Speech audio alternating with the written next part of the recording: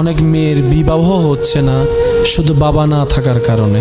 আপনি হয়তো মেয়ের বাবা দেখে বিয়ে দিয়েছেন, ভালো কথা, পরের দিন সকালে যদি মেয়ের বাবা মারা যায়, কে ধরে রাখবে? উনি কি আজীবন থেকে যাবে?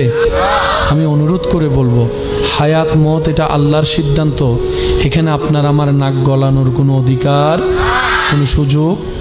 কারো ঘরে যদি দেখেন যে বাবা নেই, তাহলে আরও দ্রুতভাবে সেখান থেকে বিয়ে দেওয়ার চেষ্টা করবেন, বিয়ে করানোর চেষ্টা করবেন। কারণ যে এতিমের মাথার উপর হাত রাখে, মায়ার হাত, ওই ব্যক্তির মাথার উপর আল্লাহর রহমতের চাদর থাকে। কোথাও যদি এতিম দেখেন, ওনাদেরকে অবমূল্যায়ন করলে আমরা অমানুষ হয়ে যাব, আল্লাহর দরবারে, আল্লাহর কাঠগড়ায় আমরা আসামি হয়ে যাব। এই সমস্ত নোংরা মন মানসিকতা আমাদের পরিবর্তন করার দরকার আছে না নাই?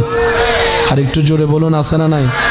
কোনো মেয়ের বিবাহ হবে না বাবা না থাকার কারণে, বড় ভাই না থাকার কারণে।